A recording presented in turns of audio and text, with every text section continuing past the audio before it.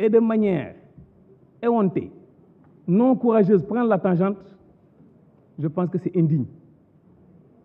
Avec ce comportement, je vous dirais, quel sera le visage du Sénégal demain ou après-demain?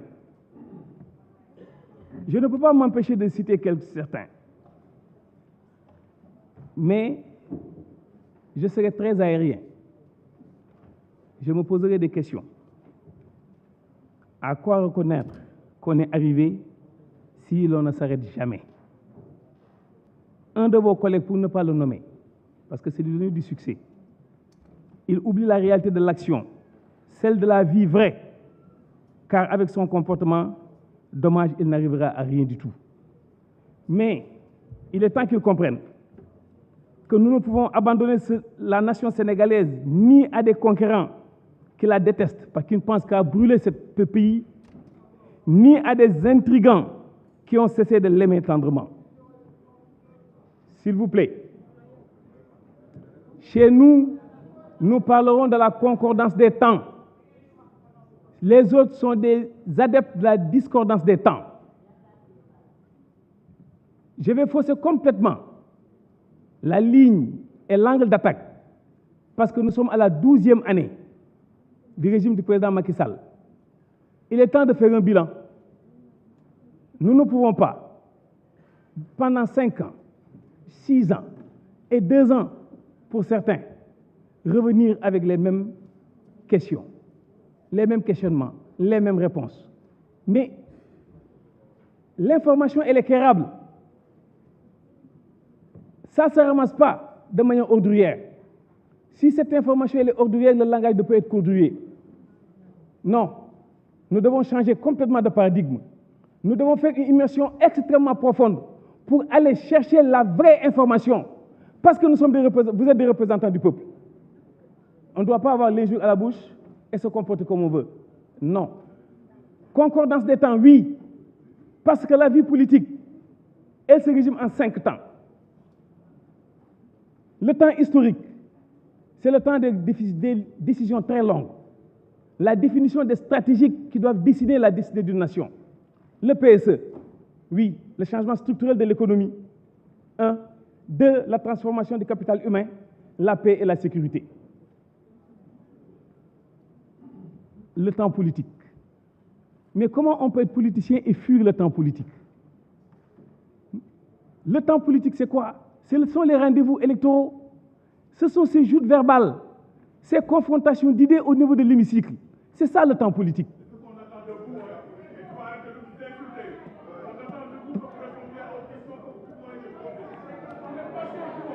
Monsieur, il n'y a que la vérité qui blesse. J'en viendrai à vous, ne vous en faites pas. J'en viendrai à vous, ne vous en faites pas. Monsieur, j'en viendrai à vous. Calmez-vous, calmez-vous, calmez-vous, calmez-vous.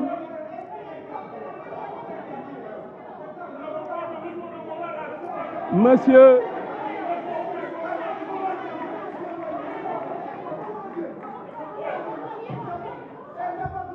s'il vous plaît,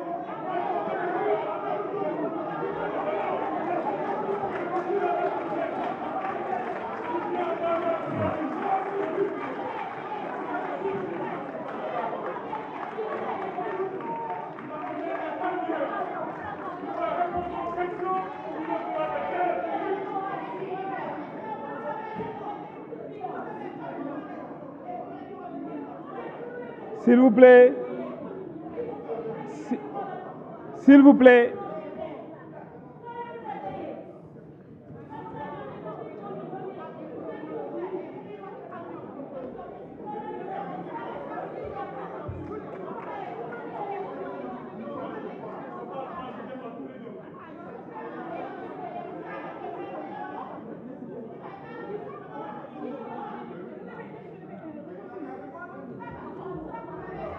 s'il vous plaît, s'il vous plaît, j'ai été député, je connais cette pratique, j'en ai fait 5 ans. Ce ne sont pas ceux qui ont fait 1 an et demi qui peuvent m'apprendre comment se comporter, du tout. Nous sommes au moment des joutes verbales, Nous sommes au le moment politique et le temps politique. Mais si on fait un saut, nous allons vers le temps médiatique. En commission, nous n'avons entendu personne. Mais nous avons les caméras. Aujourd'hui, avec ces caméras, où l'information, sa diffusion, elle est accélérée. À partir de ce moment-là, la division accélérée de l'information fait que certains sont prisonniers du temps médiatique.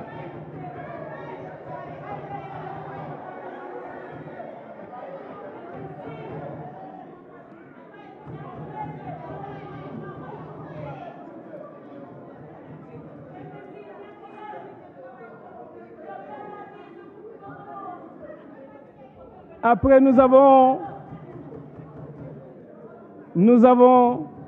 le temps. Nous avons le temps numérique. C'est le temps des réseaux sociaux où tous ne font que commenter les commentaires de tous.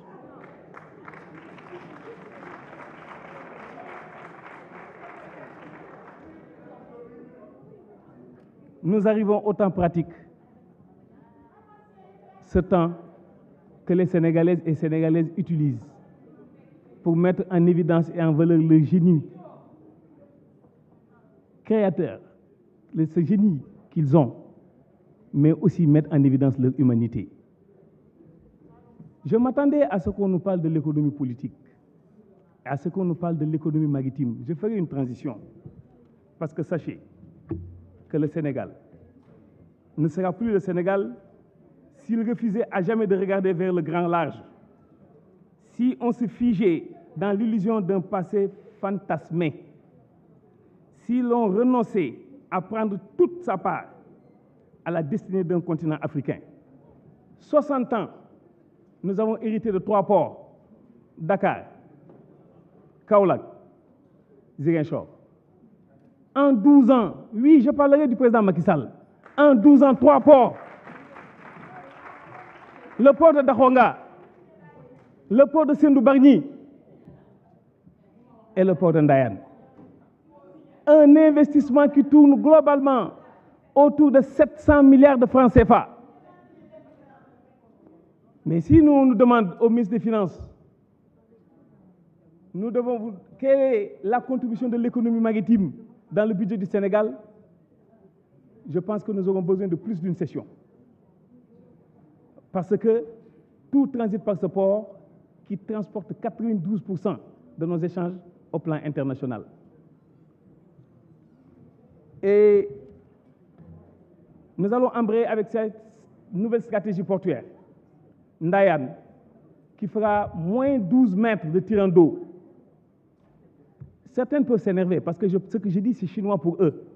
Parce que s'ils se permettent de parler d'économie maritime avec moi, je pense qu'il y a matière à réflexion. Mais qu'ils prennent le temps d'écouter pour apprendre. Nous aurons un port profond, en eau profonde de moins 18 mètres de tirant d'eau. Nous aurons un port qui va accueillir des Panamax.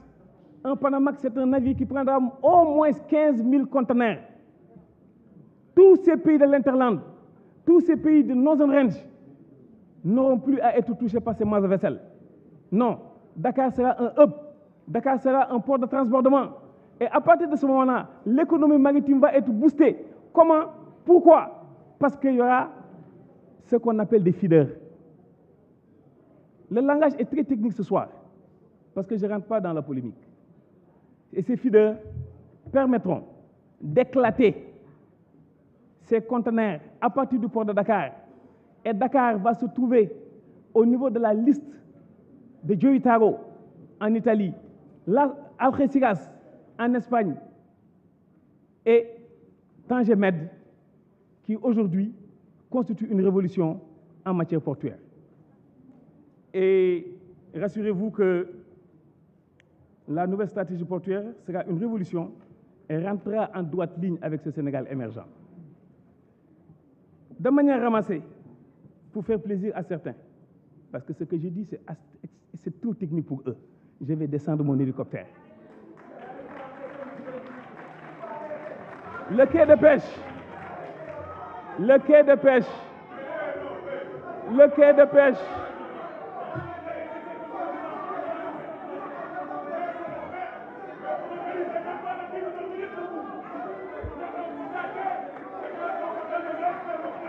Chacun a droit à la parole.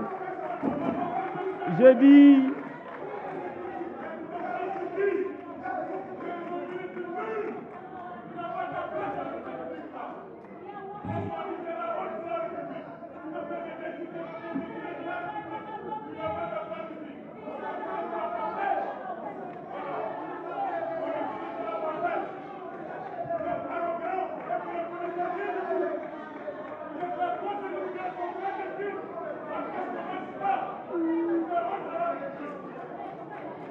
merci.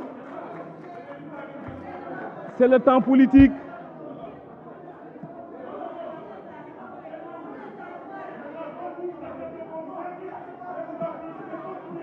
C'est le temps politique. C'est le temps politique. C'est le temps politique.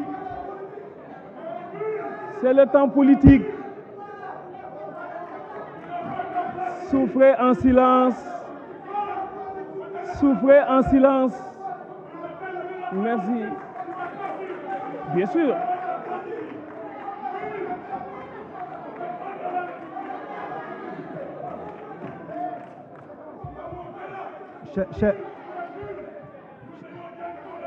Chers collègues, chers collègues, chers collègues, chers collègues, s'il vous plaît, s'il vous plaît, s'il vous plaît, s'il vous plaît, chers collègues, s'il vous plaît, Monsieur le ministre, essayez de répondre aux questions, s'il vous plaît. Oui. Il faut pas polémiquer. S'il vous plaît, s'il vous plaît, s'il vous plaît, chers collègues, laissez le ministre continuer.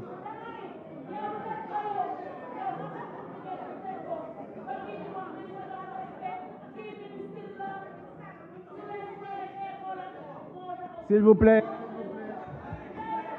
S'il vous plaît. Madame, vous plaît. Honorable député. Chers collègues. Honorable député. Chers collègues, je vous demande,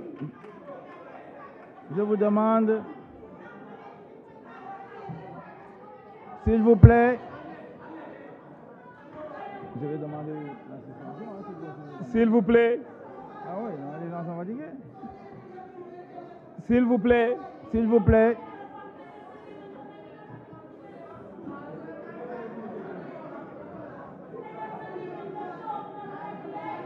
Mais, Monsieur le Président,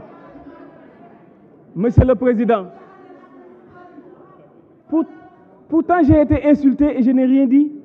S'il vous plaît, Monsieur le ministre, continuez.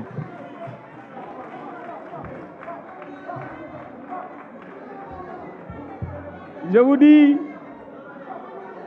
pour le port de Ndayane, le port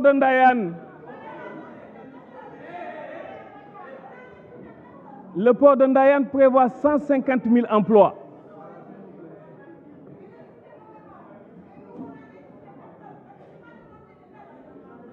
S'il vous plaît, s'il vous plaît. S'il vous plaît, laissez le ministre continuer, s'il vous plaît. Le port de Ndayane a une projection de 100 à 150 000 emplois. Pour le quai de pêche de Mbour, pour le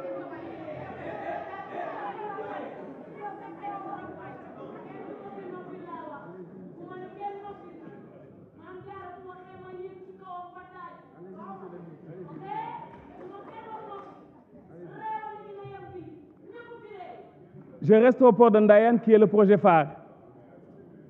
Le port de Ndayane, la date de finition, je pense que nous sommes qu'à entre 52 et 60 mois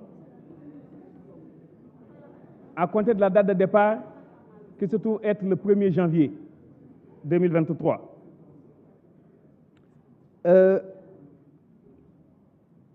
L'honorable député Sanu Dione, effectivement, nous ferons un suivi parce qu'il y a un travail qui a été fait par rapport au désencombrement aux alentours du port de Dakar. Je peux vous assurer que Monsieur le directeur général du port fait autant que faire se peut pour que ce suivi soit une réalité, parce qu'il y va du fonctionnement du port de Dakar. Et vous savez qu'au début, c'était difficile. Il a fallu beaucoup de courage, d'abnégation, mais aussi de volontarisme.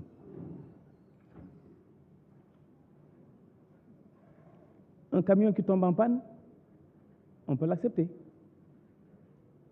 Les généraliser pose problème. Parce que pendant ces 30 dernières années, il n'y a pas un seul jour où je ne suis pas dans le domaine portuaire. Il arrive qu'il y ait des camions qui tombent en panne. Mais de manière exponentielle, non. Parce qu'il y a des agréments qu'une commission délivre à ces camions qui rentrent dans le port sur la base minimum d'une visite technique délivrée par les autorités compétentes. Un pneu qui crève, ça peut arriver. L'honorable député Aïda Sougou, pour le marché aux poissons, quand j'ai pris service, l'eau et l'électricité étaient en passe d'être coupées. Il y avait une accumulation des factures et j'ai injecté des crédits additionnels d'un montant de 85 millions de francs pour permettre à ce marché de pouvoir continuer, parce que ceux qui réclament des revenus par rapport au marché aux poissons ne comprennent pas que l'essence du marché aux poissons, ce n'est pas de faire des bénéfices. Non, mais c'est un outil qui illustre l'accroissement des biens collectifs. Parce que vu le coefficient d'attraction et d'évasion qu'il y a dans ce marché aux poissons et le rôle que ce marché joue, je pense qu'on ne peut pas parler de bénéfices concernant ce marché.